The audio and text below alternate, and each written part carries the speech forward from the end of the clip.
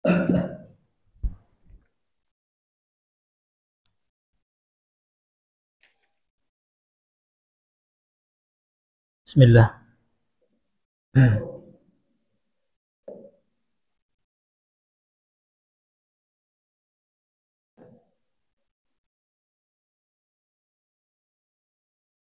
Bismillah. Assalamualaikum warahmatullahi wabarakatuh. Alhamdulillahi ala ihsanih wa syukru lahu ala taufiqihi wa amtinanih. Ashhadu an la ilaha illallah wahdahu la syarika lah wa ashhadu anna Muhammadan abduhu wa rasuluh. Allahumma salli wa sallim wa barik ala hadzal nabiyil karim Muhammadin wa ala alihi wa ashabihi wa sallama tasliman katsiran. Qala Allah ta'ala fil Qur'anil Karim, ya ayyuhalladzina amanu taqullaha haqqa tuqatih wa la tamutunna illa wa antum muslimun, amma ba'd. Faya ayyuhal muslimun wal hadirun jamaah salat subuh rahimani wa rahimakumullah. Kembali kita mengucapkan pujian kepada Allah Azza wa Jalla. Alhamdulillahi Rabbil Alamin, karena Allah Subhanahu wa Ta'ala adalah zat satu-satunya yang telah menciptakan segala yang kita butuhkan di dunia ini. Kemudian dialah zat yang telah menciptakan kausalitas, sebab akibat. Allah menciptakan segala sesuatu itu punya sebab dan ada akibatnya. Namun Allah tidak terikat dengan sebab dan akibat tersebut, hadirin. Karena ini merupakan pandangan Islam, sekaligus bentuk bantahan kepada kaum aqlaniyun. Siapa itu aqlaniyun, Bapak Ibu yang Allah muliakan? Orang-orang yang senantiasa mengedepankan akal. Maka banyak sekali ayat-ayat dalam Al-Quran menyebutkan Allah Subhanahu wa Ta'ala itu tidak terikat dengan hukum sebab akibat. Di antaranya ayat yang telah kita bacakan tadi ketika sholat subuh, ya. Jadi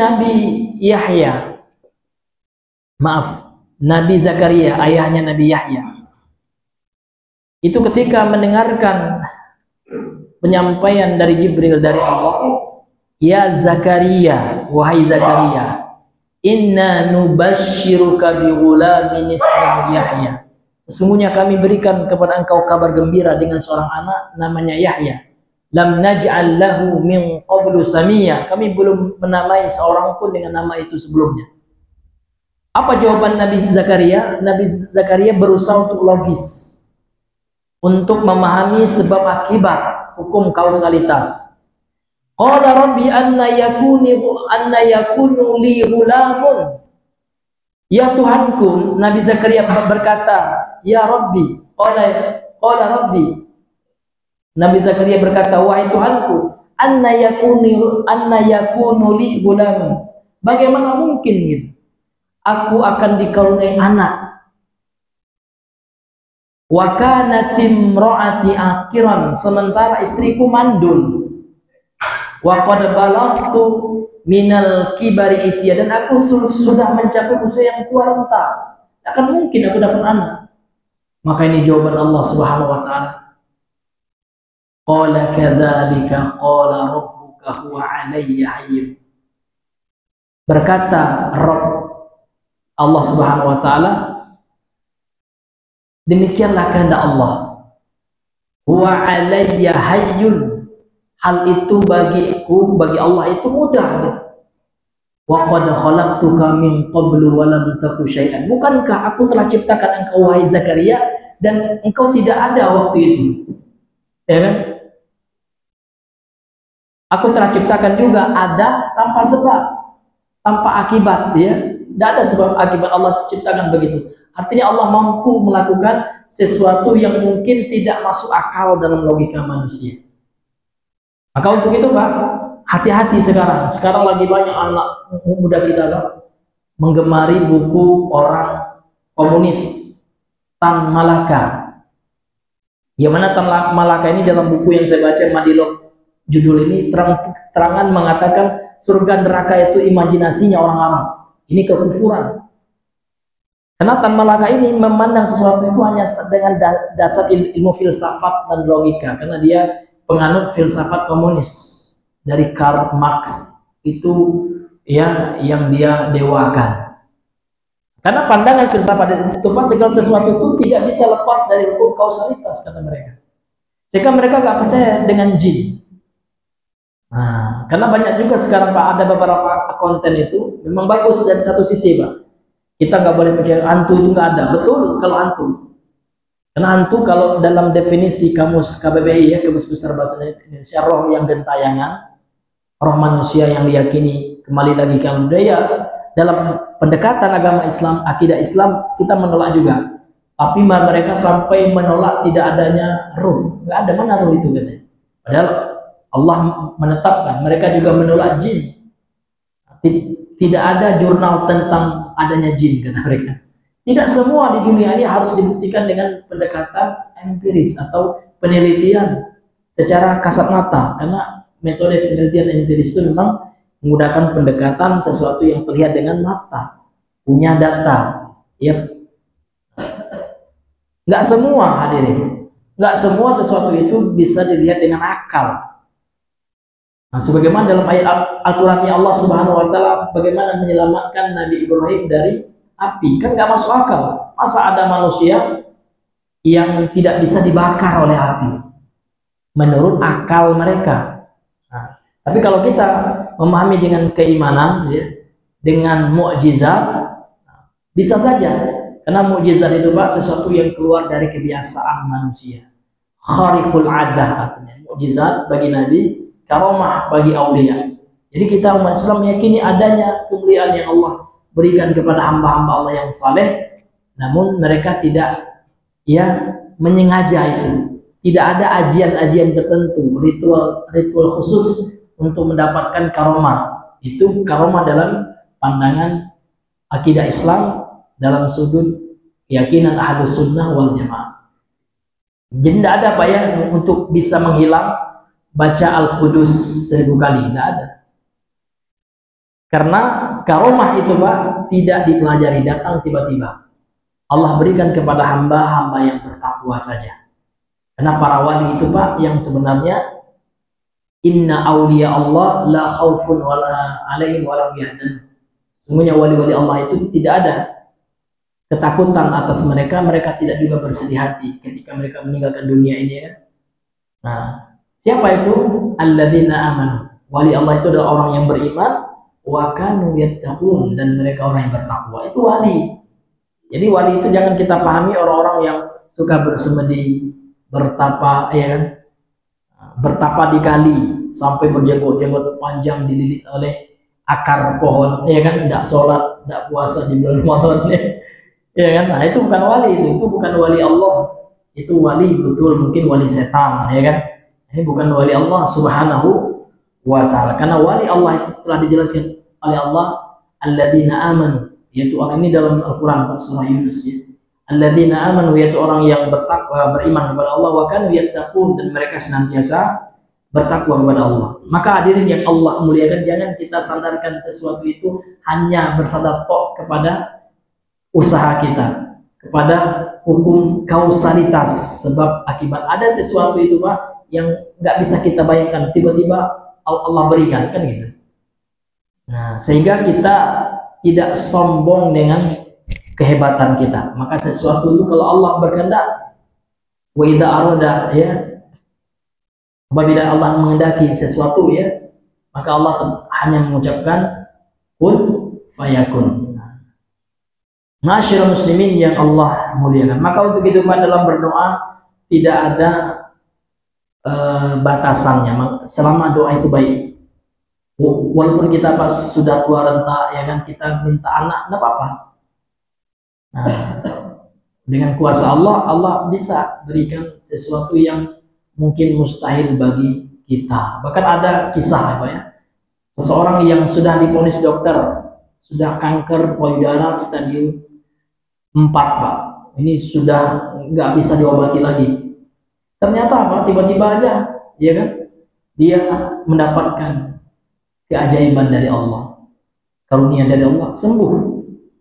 Nah, bukan banyak cerita-cerita yang seperti itu. Bahkan ada juga orang yang kecelakaan pesawat, dia selamat, padahal pesawatnya jatuh, begitu. Nah, maka nggak boleh kita terlalu berpegang, berpijak kepada hukum kausalitas. Memang segala sesuatu itu ada sebab akibatnya. Nah, namun Allah mampu untuk melakukan atau menjadikan sesuatu itu di luar hukum tersebut. Api, secara hukum alam api membakar, namun Allah mampu Pak memberikan sebuah karunia kepada seseorang sehingga tidak mampu dibakar oleh Allah. Tentu ini tidak kepada semua orang, tentu kepada orang-orang yang Allah pilih saja. Kalau dari para nabi namanya mukjizat, dari para wali namanya apa Pak? Karomah ya. Ini hadirin yang Allah muliakan. Baik, ya kita kembali kepada pembahasan kita. Ya, pertemuan yang sebelumnya ya, kita telah menjelaskan tentang takfiru ahlil kiblati bil ma'asi, mengkafirkan ahlul kiblat. Ahlul kiblat itu orang yang sholat di kiblat yang sama bersama kita dengan maksiat yang dilakukan, maka ini tidak boleh. Ya, ini adalah sekte menyimpang. Ada dua sekte yang memang mengkafirkan mereka, Mu'tazilah dan Khawarij. Kalau Mu'tazilah mengatakan pelaku dosa besar itu dia diantara iman dan kafir, fi manzilatin baina manzilatain, kata mereka. Pelaku dosa besar di dunia apa ya? Itu berada antara mukmin dan kafir. Namun kalau di akhirat mereka kekal. Kalau Khawarij mengatakan pelaku dosa besar itu kafir di dunia dan kekal di neraka di akhirat. Kalau Ahlussunnah tidak, pelaku dosa besar itu fasik selama dosanya itu bukan dosa pembatal keislaman. Nah, ya, dan di akhirat dia di bawah kehendak Allah, di bawah kehendak Allah, tahta masyiatillah. Kalau Allah menghendaki, Allah mengampuni dengan luasnya rahmat Allah. Boleh jadi dengan tauhid ya yang dia bawa, walaupun dia berzina di dunia tidak bertobat, namun ternyata dia tidak pernah mempersekutukan Allah, dia tidak pernah mendatangi dukun, dia tidak pernah meyakini mitos, ya, benda-benda keramat, benda-benda pusaka, ini cincin sakti, tidak pernah dia yakin yang seperti itu, dia ingkari yang seperti itu. Dengan tauhid yang dia bawa boleh jadi Allah ampuni dia Pak. Atau kalau Allah azab dia di neraka, maka itu sementara. Lama-lama dengan tauhid yang dia miliki, Allah keluarkan dia nanti dari neraka itu. Nah, itu Ahlussunnah ya. Nah, sekarang kita masuk pembahasan yang berikutnya, yaitu tentang huququs sahabah, hak-hak para sahabat. Nah, ini pembahasan kita baik sekarang tentang hak para sahabat. Qala al-musannif rahimahullah, berkata penulis yaitu Syekh Ibnu Qudamah, Al-Imam Ibnu Qudamah rahimahullah, dalam kitabnya Lum'atul I'tiqad ini beliau berkata, wa minas sunnati tawalli ashabi Rasulillah sallallahu alaihi wasallam wa mahabbatihim wa dzikri mahasinihim wat tarahumi alaihim wa istighfari lahum wal kaffi an dzikri masawihim wa ma syajara bainahum. Yang artinya wa minas sunnah, dan di antara sunnah. Sunnah di sini maknanya Pak bukan sunnah dalam pengertian ilmu fikih, karena kita bahas ilmu akidah. Sunnah ini Pak lawan dari bid'ah. Jadi sunnah ini wajib ya, dasar akidah Ahlussunnah. Ya. Jadi sunnah di sini maksudnya adalah dasar akidah Ahlussunnah yang harus kita yakini. Kalau kita tidak yakini, bisa mengeluarkan seorang dari sunnah. Bisa menjadi mubtadi', ya, ahli bid'ah kalau dia menyelisihi apa yang telah ditetapkan ini berdasarkan Al-Quran, Sunnah, dan Ijma'. Apa diantara pokok akidah Ahlussunnah itu Pak? Tawalli ashabi Rasulillah, loyalitas, berpihak, pro kepada para sahabat Rasul sallallahu alaihi wasallam, wa mahabbatihim, dan mencintai mereka. Jadi diantara akidah Ahlussunnah yang harus kita tanamkan dalam hati kita, dalam keyakinan kita, maka adalah kita wajib untuk berpihak kepada para sahabat. Ketika ada orang yang mendeskripsikan para sahabat, merendahkan para sahabat, mencaci maki para sahabat, kita wajib berpihak kepada para sahabat dan membela kehormatan mereka. Itu akidah Ahlussunnah. Lawannya di sini Khawarij dan Syiah. Karena Khawarij mengkafirkan sahabat semuanya, kecuali beberapa saja. Syiah juga. Ini para ahlul bid'ah dalam para sahabat, dalam keyakinan terhadap para sahabat. Khawarij ini sekte menyimpang dan Syiah laknatullah. Jadi di antara pokok ajaran Ahlussunnah, akidah Ahlussunnah itu juga apa? Wa mahabbatihim, dan mencintai mereka para sahabat, wajib hukumnya. Wa dzikri mahasinihim, dan menyebutkan kebaikan-kebaikan mereka. Tidak seperti Syiah yang suka mengorek-ngorek kesalahan para sahabat.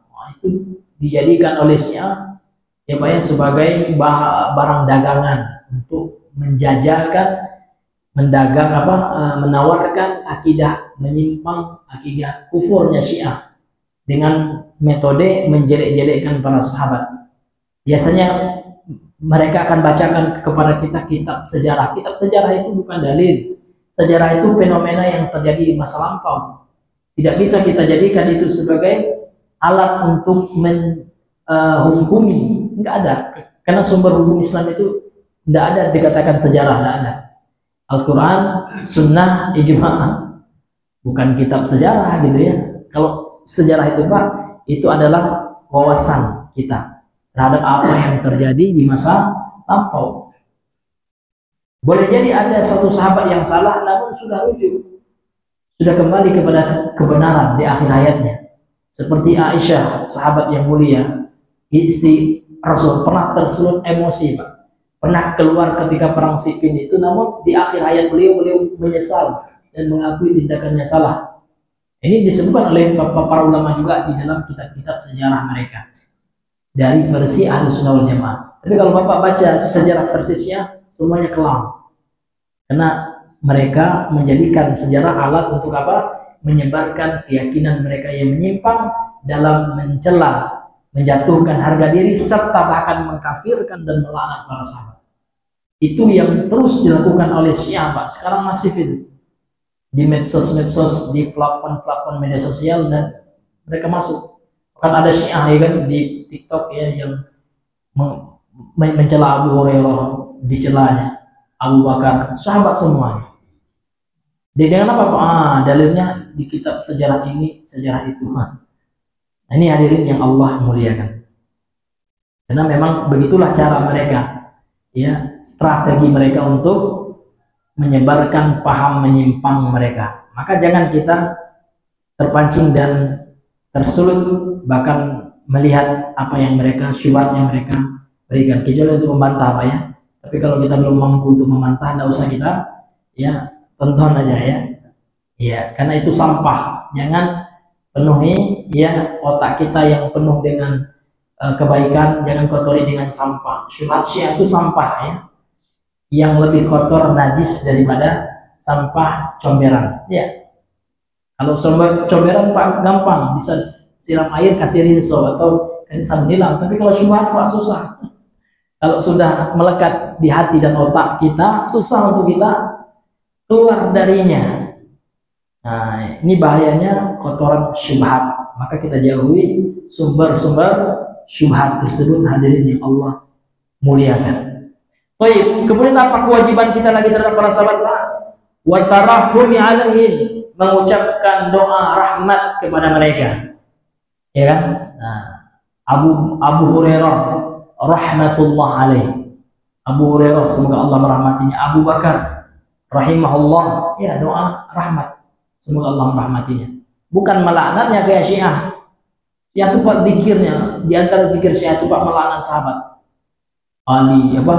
Bukan Ali, Abu Bakar laknatullah kata mereka. Kata Syiah ini. Ya. Nauzubillahi min dzalik. Kemudian apalagi hak para sahabat itu Pak?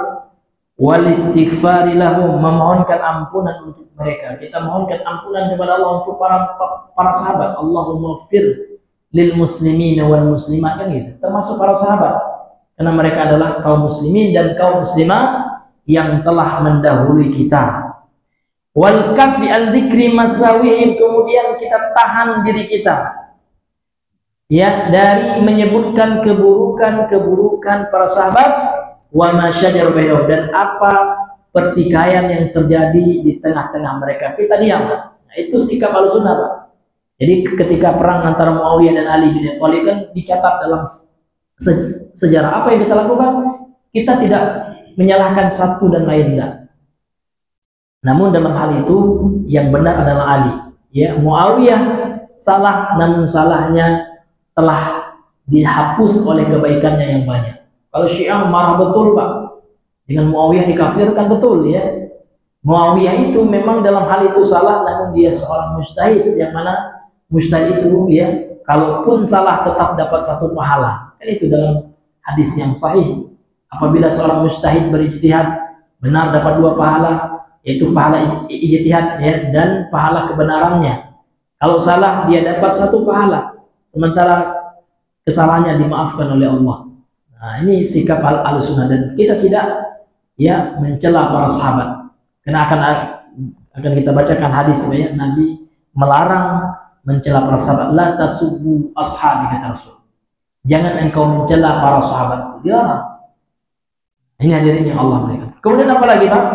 Haknya para sahabat itu wa'tiqadi fadlihim, dan meyakini keutamaan mereka, wa ma'rifati sabiqatihim, dan mengenal tentang ya keutamaan mereka sebagai orang-orang yang sabiqunal awwalun, orang-orang yang pertama kali masuk Islam. Harus kita hargai.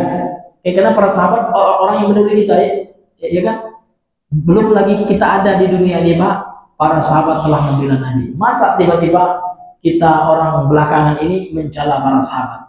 Nah, na'udzubillahi min dzalik. Qala Allah Ta'ala berfirman. Jadi Syekh Imam Ibnu Qudamah ya, beliau membawakan firman Allah dalam surah Al-Hasyr ayat 10. Allah berfirman, walladzina ja'u min ba'dihim, dan orang-orang yang datang setelah mereka. Kita ini termasuk kita setelah mereka ini siapa, Pak? Para sahabat. Jadi orang-orang yang datang setelah mereka, kata Allah gitu ya. Allah mengkisahkan ya, membawakan sikap orang-orang yang hidup setelah para sahabat, apa yang mesti mereka lakukan terhadap para sahabat. Yaquluna rabbana ighfir lana, mereka berdoa ya kepada Allah. Yaquluna, mereka mengucapkan rabbana ighfir lana, ya Rabb kami, ya Tuhan kami, ampunilah dosa kami. Wali ikhwanina, dan dosa-dosa saudara-saudara kami, alladzina sabaquna, yaitu orang-orang yang telah mendahului kami bil iman, dalam keimanan. Siapa orang yang mendahului kita dalam keimanan, Pak? Para sahabat. Jadi Allah mengatakan orang yang datang setelah para sahabat hendaknya mendoakan, bukan mencela. Wala taj'al, dan janganlah engkau jadikan ya Allah fi qulubina, dalam hati-hati kami, ghillan, rasa dengki, lilladzina amanu, terhadap orang-orang yang beriman, yaitu para sahabat yang telah mendahului kita. Tidak boleh kita dengki dengan para sahabat, seperti Khawarij dan Mu'tazilah ya, seperti Khawarij dan Syiah ya. Tidak boleh pula kita bilang yang enggak ya. Walaupun Mu'tazilah sesat, namun bukan dalam bab sahabat. Mu'tazilah sesat dalam akidah asma wa sifat. Mereka menolak sifat-sifat Allah. Allah itu tidak berbicara, katanya. Allah itu bisu dalam ya, Mu'tazilah. Karena kalau berbicara menyerupai makhluk, katanya. Jadi Mu'tazilah apa? Menolak semua nama-nama Allah. Kemudian Mu'tazilah juga mengatakan pelaku dosa besar di akhirat kekal di neraka. Itu sesatnya. Tapi kalau dalam bab sahabat, wallahu alam, saya tidak tahu ya. Tapi yang tersesat jelas dalam bab sahabat ini adalah Khawarij, yang mengkafirkan Ali bin Abi Thalib. Kemudian yang kedua Syiah, karena mengkafirkan 3 khulafa ar-rasyidin. Abu Bakar menurut Syiah kafir, Umar kafir, Utsman kafir, Abu Hurairah kafir, Aisyah kafir, Hafsah kafir. Yang tidak kafir Fatimah, itu dah Khadijah, itu dah ya. Nah, seperti itu Syiah laknatullah ya. Kemudian waqala ta'ala, Allah Ta'ala berfirman, Muhammadur Rasulullah, Muhammad itu adalah utusan Allah. Walladzina ma'ahu, dan orang-orang yang bersamanya. Lihat, Allah memuji orang-orang yang bersama beliau. Siapa orang yang bersama Nabi, Pak? para sahabat. Jadi orang yang Allah puji, masa kita celah? Siapa kita kan gitu. Maka Syiah itu kita katakan tidak tahu diri. Iya. Orang yang telah dipuji oleh Allah dalam Al-Quran, Pak, itu dicela oleh Syiah, bahkan dikafirkan. Nauzubillah. Dan orang-orang yang bersamanya, yakni para sahabat Rasul, asyidda'u 'alal kufar, mereka tegas terhadap orang kafir, ruhama'u bainahum, dan saling menyayangi sesama mereka. Ini sifatnya para sahabat. Dengan orang kafir tegas, Pak. Ya, tidak mau apa namanya itu, Pak, bersama orang kafir, tidak pro dengan orang kafir. Beda orang sekarang, Pak, ya. Tentang orang kafir banyak duit, oh pro-nya dipujinya, Pak. Iya, saya punya teman, kan dia lulusan IAIN juga ya. Nah, sekarang jadi konten kreator dia. Ya. Apa gawainya, Pak? Gawainya na'udzubillah ya, memuji salah seorang YouTuber dia. Oh, ini hebat sekali, orangnya baik. Padahal YouTuber itu tahu kita orang kafir. Ya kan?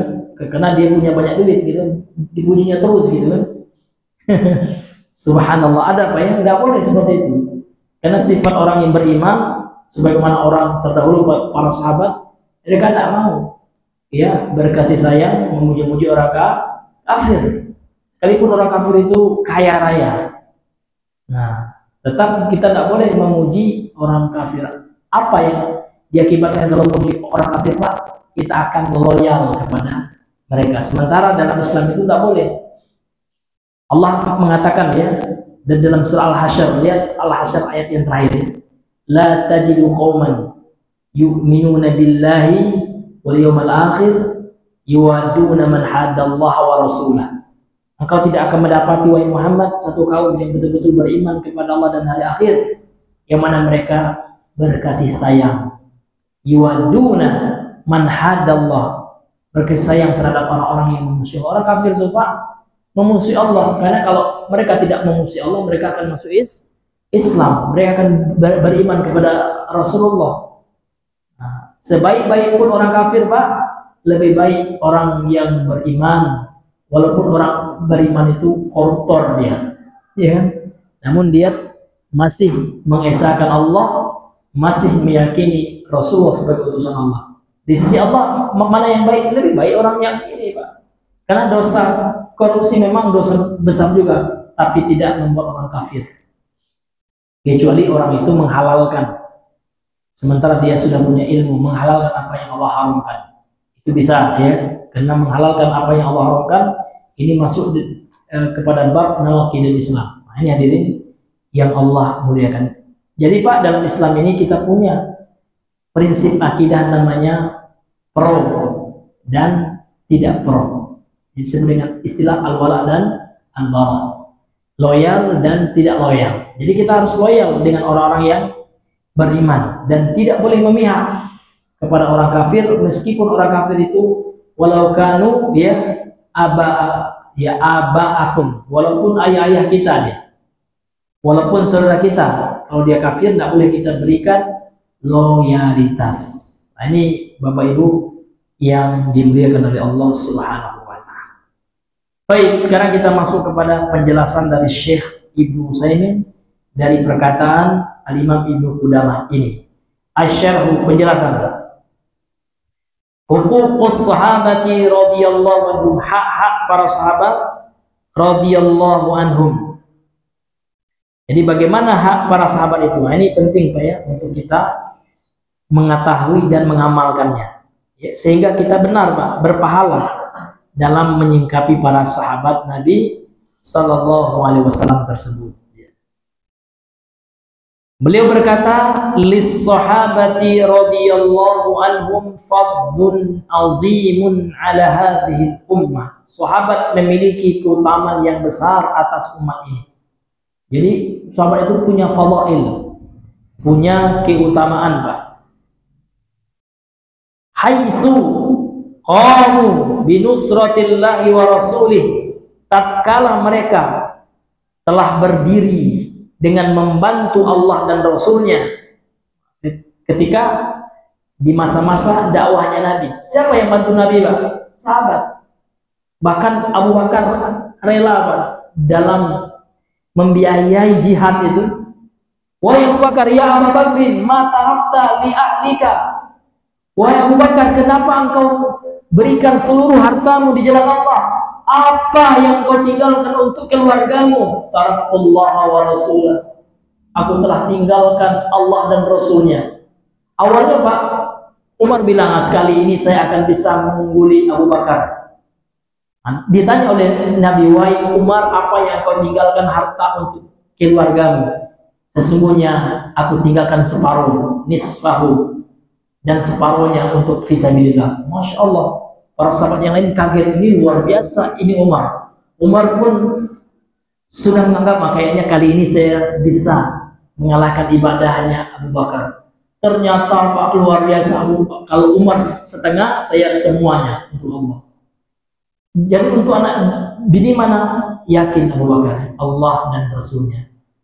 Nah, karena memang betul Pak, jihadnya betul ya.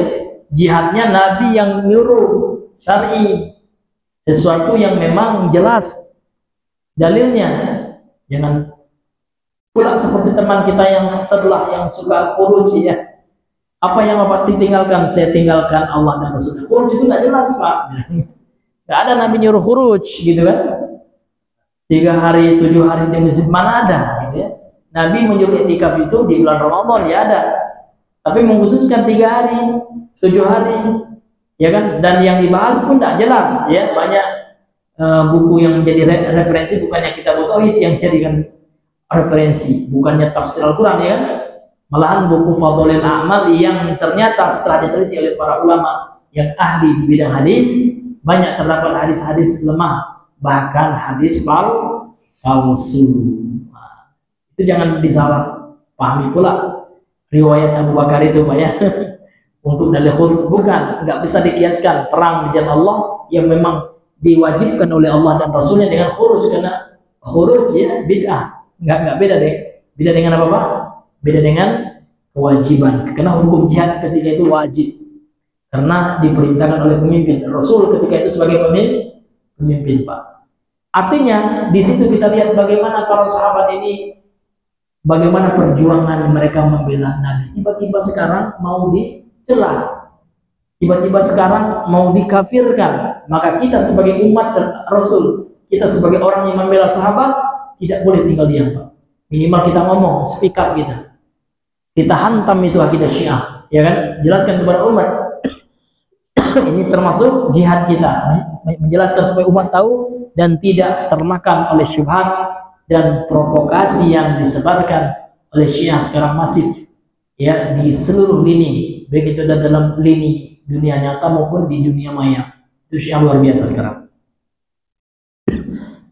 Maka Bapak harus banyak Pak ya meng-share ya pembahasan tentang sesatnya Syiah. Bahkan MUI juga sudah mengeluarkan buku Pak ya. Ada kemarin itu buku kecil fatwa MUI kita, alhamdulillah ya, juga telah menegaskan tentang bahaya akidah Syiah.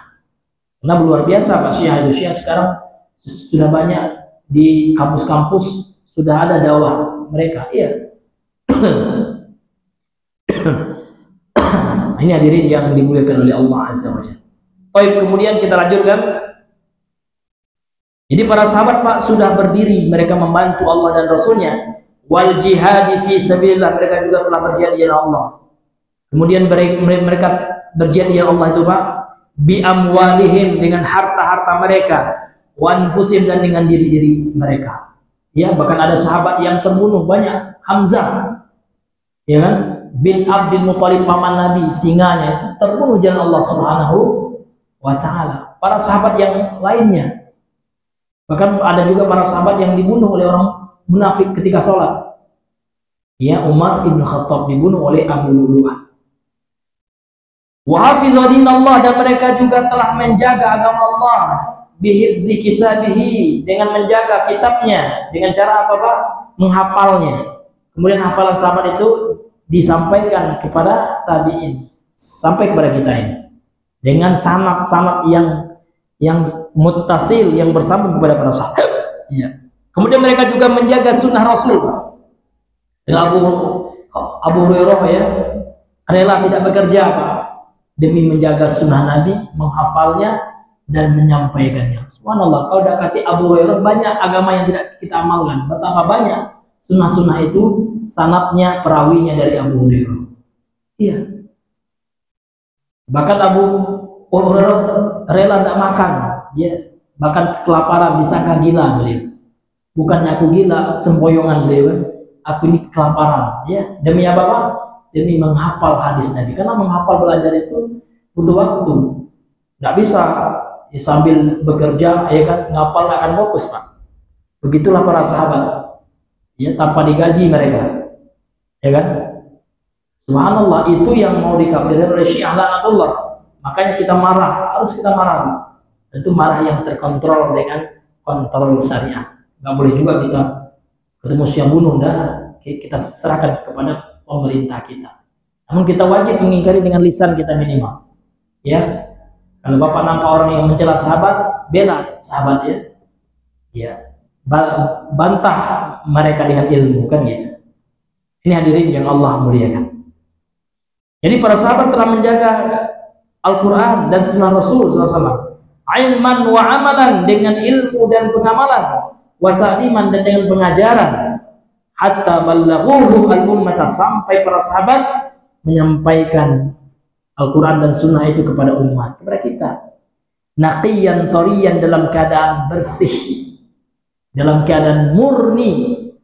Sunnah Al-Quran yang mereka sampaikan hingga bisa kita nikmati hidayah itu, sumber hidayah Al-Quran dan Sunnah. Kemudian kata beliau, kata Syekh Shalih Al-Utsaimin, wa qad asnallahu alaihim, dan Allah telah memuji mereka para sahabat fi kitabihi, ya, dalam kitabnya, a'dha tsana'in, dengan pujian yang besar, haitsu yaqulu fi suratil Fath, dan kalau Allah berfirman dalam surah Al-Fath, ini ayat yang terakhir dalam surah Al-Fath ayat yang ke-29, Allah berfirman, Muhammadur Rasulullah, Muhammad itu adalah utusan Allah, walladzina ma'ahu asyidda 'alal kufar, orang yang bersamanya itu para sahabatnya, mereka tegas dengan orang kafir, ruhama'u bainahum, saling berkasih sayang sama mereka, tarahum, engkau saksikan mereka ruk'an sujada, mereka rukuk sujud salat mereka. Jadi para sahabat itu orang yang salat. Yabtaguna fadlan minallah, mereka mencari keutamaan dari Allah, wa ridwana, dan keriduan Allah. Itu para sahabat. Jadi para sahabat orang yang ikhlas. Kenapa para sahabat yang orang yang ikhlas ini Allah saksikan mereka tatkala ruku sujud, yang mereka cari adalah keutamaan dari Allah, yang mereka cari adalah ridho Allah. Kalau kita belum tentu ikhlas, jangan pernah kita menyebut saya orang yang ikhlas, saya ikhlas kok, siapa yang menjamin? Belum ada pengakuan Allah kita ini ikhlas Pak. Tapi kalau sahabat jelas Allah sudah mengakui, yabtaghuna fadlan minallahi wa ridwana. Mereka para sahabat itu mencari fadlan minallah, keutamaan dari Allah dan keriduannya. Artinya ini yang ikhlas itu. Orang yang beribadah mencari ridho Allah itu ikhlas. Jadi para sahabat sudah Allah tegaskan secara terang Pak, dalam ayat yang muhkamah, ayat yang jelas sekali. Tiba-tiba orang yang sudah Allah katakan ikhlas, yang mencari mengharapkan ridho Allah, dikafirkan. Ya sakit hati kita Pak. Iya. Ini hadirin yang Allah muliakan. Ila akhir surah, sampai akhir ayat ini Pak, surat ini menjelaskan tentang keutamaan para sahabat. Allah sendiri yang menjelaskan. Al-Quran, ini luar biasanya para sahabat, maka sangat tercela, bahkan terlaknat siapa saja yang mencela para sahabat. Kemudian kata beliau, wa hamma Rasulullah, ya, dan Rasulullah, wa hamma Rasulullahi hima karamatin, dan Rasulullah pun menjaga kemuliaan para sahabat. Di mana buktinya? Dalam sabda Nabi, haitsu yaqul, ketika Nabi bersabda dalam hadis sahih dari Imam Al-Bukhari dan Muslim, hadis muttafaq alaih. Bagaimana bentuk Nabi menjaga kehormatan para sahabat? Apa kata Nabi? La tasubbu ashabi, jangan kalian mencela sahabat-sahabatku. Lihat pakai ashab, Pak. Ashab ini jamak dari sahabatun. Artinya seluruh para sahabat. La tasubbu ashabi, jangan kalian mencela sahabat-sahabatku, kata Rasul. Fawalladzi nafsi biyadihi, demi jiwaku di tangannya, yakni di tangan Allah. Lau anfaqa ahadukum, semisalnya salah seorang di antara kalian berinfak mithla Uhudin zahaban, emas sebesar gunung Uhud, banyak sekali Pak. Kalau seandainya kata Rasul kita berinfak di jalan Allah dengan menginfakkan harta sebesar senilai satu gunung Uhud emas semua isinya, ya ngerti kita duit semuanya banyak. 1 gram aja dengan ini kan, ini mau sebesar gunung Uhud gitu kan. Kalau engkau kaya, itu maknanya engkau infakkan hartamu yang sebesar gunung Uhud emas itu, ma balagha muddahadihim, ya, maka itu tidak bisa mencapai sedekahnya, infaknya para sahabat meskipun mereka menginfakkan makanan ya 1 mud ini Pak, segenggam, 1 sok 4 mud, 1 mud, 1 genggam ini tidak bisa kita menyamai pahala mereka para sahabat. Wala nasifau, dan juga tidak setengahnya, setengah mud.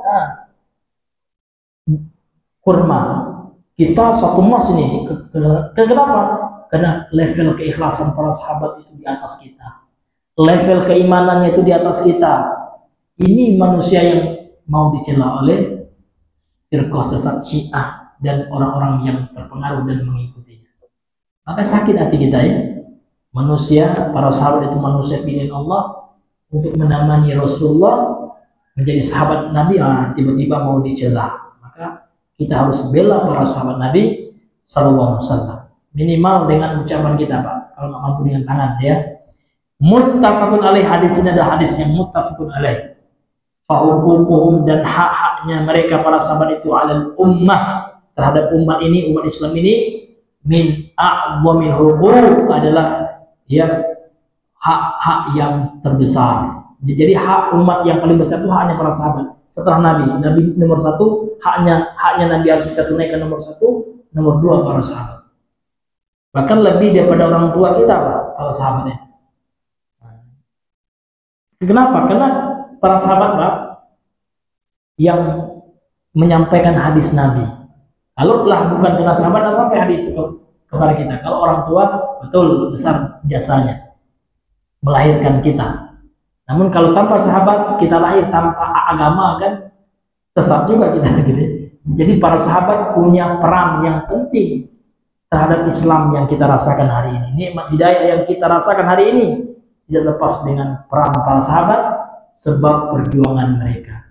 Maka untuk itu wajib bagi kita Pak, untuk apa? Untuk membela para sahabat terhadap orang-orang yang ingin mengerdirkan para sahabat tersebut dan mereceh serta mengkafirkan mereka.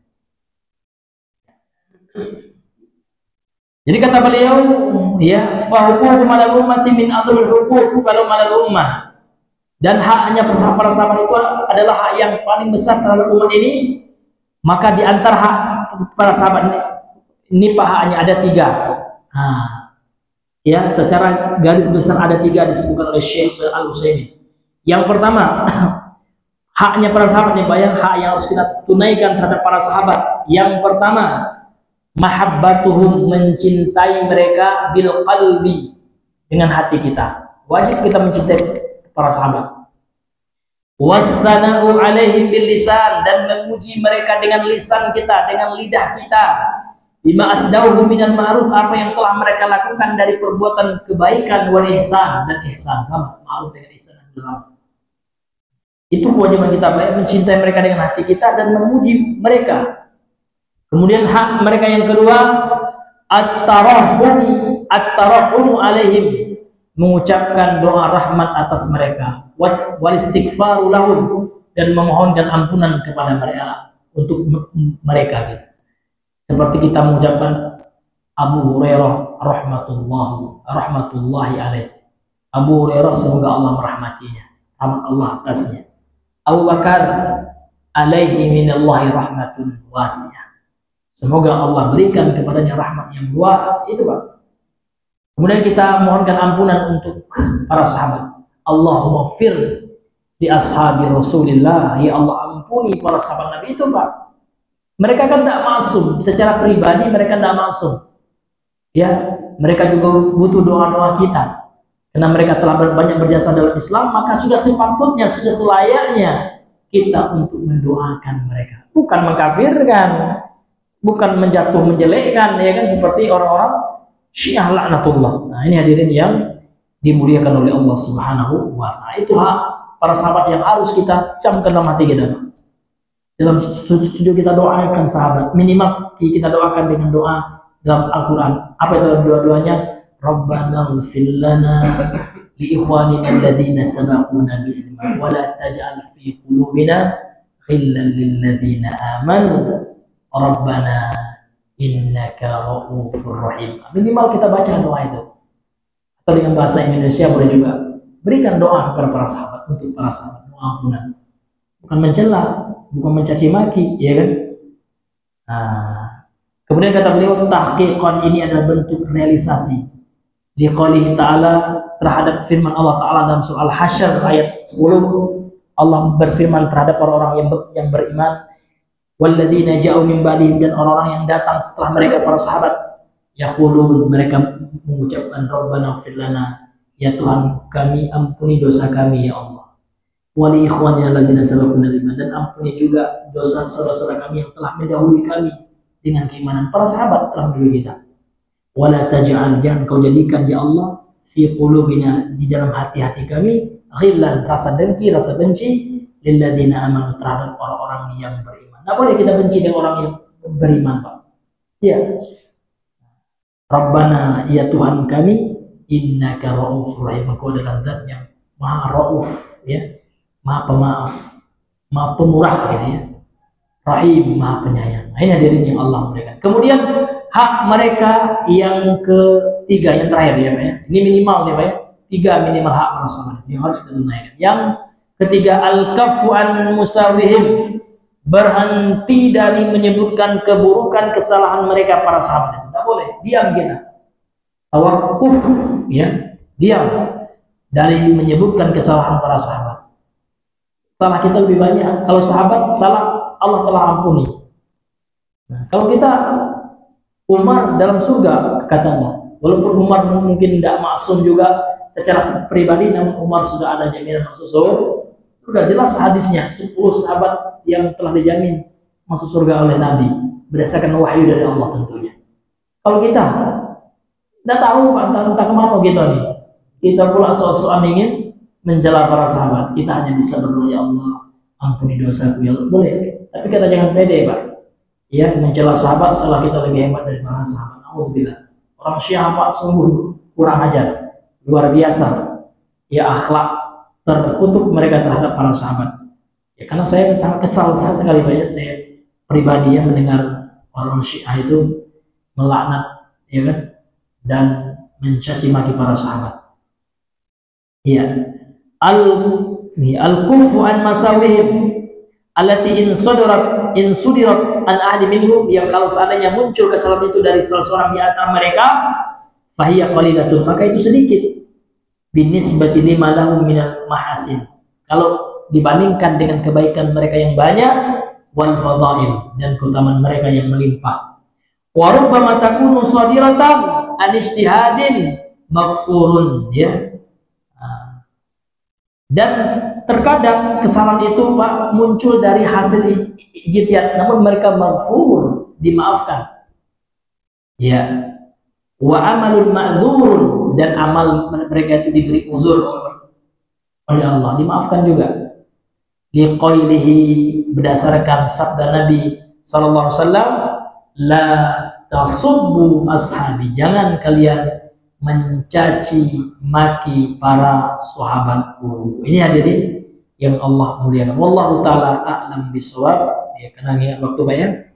Nah, mungkin kita cukupkan dahulu sampai di sini pembahasan kita di pagi hari ini. Mudah-mudahan yang sedikit ini ya bisa kita amalkan yang paling utama ya. Mudah-mudahan Allah berikan kepada kita hidayah untuk senantiasa menunaikan hak-hak para sahabat dan jauh dari akidah menyimpang, sekte-sekte yang menyelisihi, mencaci maki, bahkan melaknat serta mengkafirkan para sahabat. Nauzubillah. Kita mohon kepada Allah, janganlah Allah jadikan lisan kita lisan yang mencari-cari kesalahan para sahabat, namun lisan yang senantiasa mendoakan kebaikan kebaikan bagi para sahabat, lisan yang senantiasa memuji kebaikan para sahabat, nah, lisan yang senantiasa berhenti ya diam dari mencela, mencari-cari keburukan mereka. Wallahu ta'ala a'lam bissawab. Ya, kenangan waktu Pak ya, mungkin ini saja yang bisa kami sampaikan. Sebelum ditutup, mungkin ada di antara Bapak Ibu yang ingin bertanya seputar materi yang kita bahas, maka kami persilahkan. Fadhal.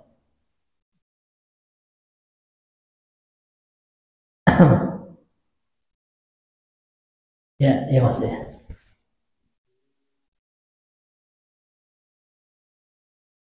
Iya. Iya.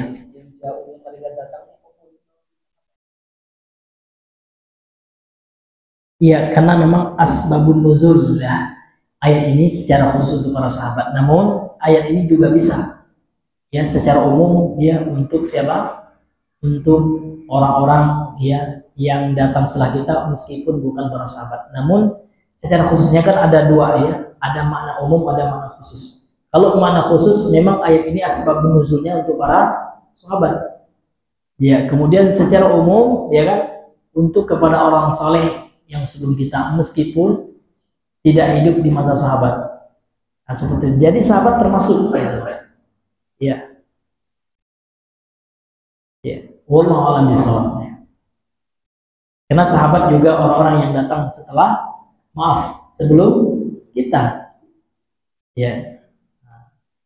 Dan kita termasuk orang-orang yang datang setelah sahabat. Walladzina ja'u gitu. Min ba'dihim, dan orang-orang yang datang gitu setelah mereka. Siapa kita? Kita kan datang setelah mereka para sahabat. Wallahu ta'ala a'lam bishawab. Karena memang para sahabat itulah yang pertama kali sebab diturunkan Al-Quran kan untuk para sahabat. Namun dalam hujah ayat Al-Quran itu tidak hanya untuk sahabat, karena ayat Al-Quran juga untuk seluruh manusia hingga akhir zaman kan gitu. Nah, sebagai dalilnya bukan untuk sahabat aja kan gitu. Namun ayat itu menunjukkan diantaranya para sahabat, orang-orang sebelum kita. Ya Allah a'lam bishawab. Ada lagi Pak ya?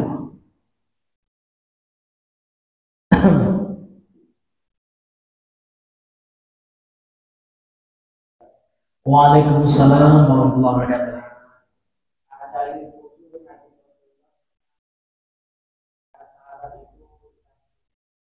Ya, ya. Ya itu dalil ya, hadis yang dikeluarkan oleh Imam Hakim dalam Mustadraknya, hadisnya sahih. Ya, idza ijtahada hakimun fa asaba falau ajran. Apabila seorang hakim di sini mujtahid artinya. Dan para sahabat itu mujtahid sebagaimana ini sepakat para ulama. Ya kan, para sahabat yang bersengketa sama mereka ini para ahli ijtihad semuanya. Jadi Nabi mengatakan apabila seorang hakim berijtihad, ya mujtahid maksudnya, apabila dia benar maka dia mendapatkan dua pahala. Wa in akhta'a atau wa idza akhta'a, kalau dia salah kalau ajrun wahidun, maka dia dapat satu ganjaran kan gitu. Yang dapat dua pahala itu yang pertama pahala ijtihadnya, kemudian pahala kebenarannya, ketepatan dalam berijtihad. Sementara kalau salah maka salahnya dimaafkan. Ini makna daripada hadis ini yang diterangkan oleh para ulama. Kemudian dia mendapat pahala ijtihadnya. Seperti itu. Namun tetap ya dia dapat pahala dan tidak boleh dicela. Wallahu taala a'lam bishawab.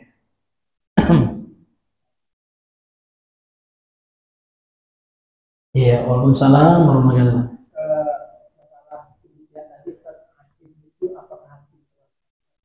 Bukan ya, kan makanya disebutkan oleh hakim yang disebutkan dalam hadis itu adalah mujtahid.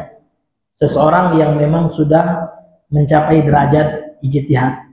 Ya, artinya dia punya ilmu dari segi bahasa Arab, ilmu tafsir, ilmu hadis ya, ilmu usul, baik itu usul fikih, usul tafsir, dia paham, dia punya perangkat ijtihad, bukan hakim yang kayak kita. Ini kan hakim secara bahasa aja. Hakim secara istilah itu yang disebutkan dalam hadis itu. Bukan hakim tak tahu tenda, ada yang tidak tahu mengaji kalau dia bukan muslim kan. Kan banyak juga hakim Indonesia ini tidak muslim, ya kan? Iya, sebagaimana pengacara banyak orang Batak yang non muslim, ya kan? Ngaji beda so beda jadi hakim. Bukan hakim itu bang ya. Jadi hakim yang disebut hadis ini adalah mujtahid. Ini ya Allah taala a'lam bishawab. Ya seperti Imam Syafi'i itu mujtahid itu. Orang yang sudah bisa berijtihad, ya, menggali hukum dari Al-Quran, menyimpulkan ini kesimpulannya. Dan ternyata ijtihadnya salah. Yang diberikan uzur yang mujtahid pak. Kalau yang kita enggak, kenapa? Kita ya belum sampai derajat mujtahid. Kalau salah kita ya dihukum juga kita. Nah, maka kita mengikuti memilih mana ijtihad yang benar kan gitu. Nah, Imam Nawawi mujtahid. Ya, Imam Nawawi ketika memilih pendapat sujud sahwi bagi orang yang lupa kunut, ya keliru ulama mengatakan. Namun beliau tidak boleh kita cela. Kenapa? Karena beliau mujtahid. Beliau sudah mencapai derajat mujtahid, ya kan? Kemudian kesalahannya dimaafkan orang. Yang salah itu pak muqallidnya, orang yang takut sama beliau. Ya, yang penting Imam Nawawi udah bilang tidak salah, tidak betul imam itu saya bersama imam. Itu yang taklid buta ya. Nah, kalau sunnah tidak. Bahkan kepada Syekh Albani aja kita yang sekarang ulama sekarang ya, kita nggak taklid. Kalau salah ya kita katakan salah.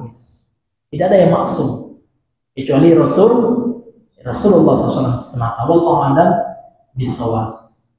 Ataupun ustaz, ya jangankan ustaz ya, imam-imam aja ada yang salah. Maka tidak boleh pak kita taklid dengan ustaz kata ustaz sunnah begini kan. Kalau ustaz salah ya salah. Nggak boleh kita bela carikan mungkin dia ditipu orang, udah salah kan, ya kan? Nanti kalau pengadilan mengatakan kalau memang dia terbukti mengambil yang kuota yang bukan haknya, katakan salah udah, ya kan? Jangan kita bela yang salah, karena salaf ini pak tidak ya memaksumkan orang, tidak condong kepada orang tertentu, tidak condong kepada yayasan tertentu, kepada tidak. Salaf itu ada condongnya hanya kepada Allah dan Rasulnya. Yang salah bilangkan salah, yang benar dikatakan benar. Itu yang insaf. Salaf itu insaf pak. Nah kalau bahasa Minangnya pak, istilah Minangnya kalau tiba di perut tidak dikempiskan, kalau datang ke dada tidak dibusungkan pak. Kalau tiba di bawi tidak dikampian kan gitu pak. Kalau tiba di dada tidak dibusungkan, artinya apa?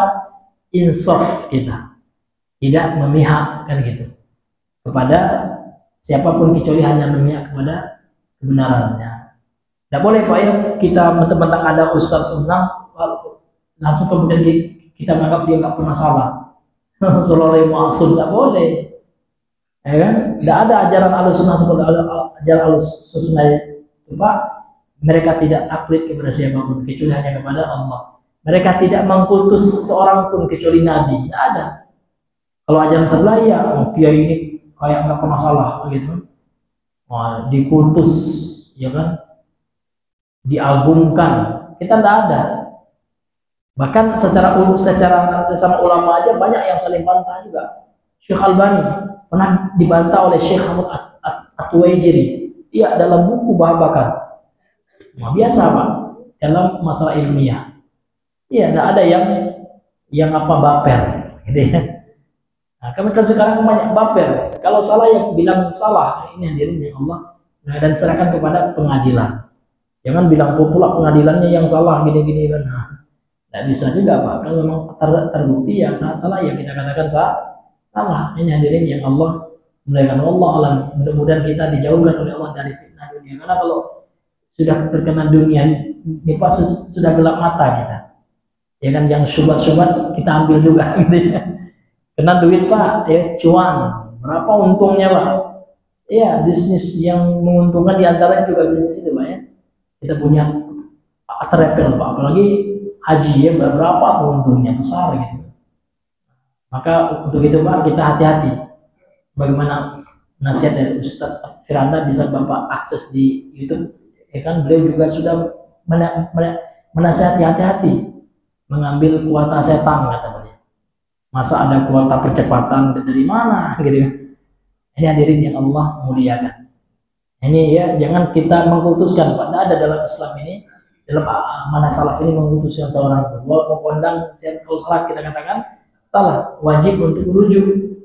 dan bertobat kepada Allah, karena Allah Maha penerima taubat. Tidak ada manusia yang maksum kecuali Nabi yang mulia sallallahu alaihi wasallam. Wallahu taala alam bisawab. Ada yang lain, Pak?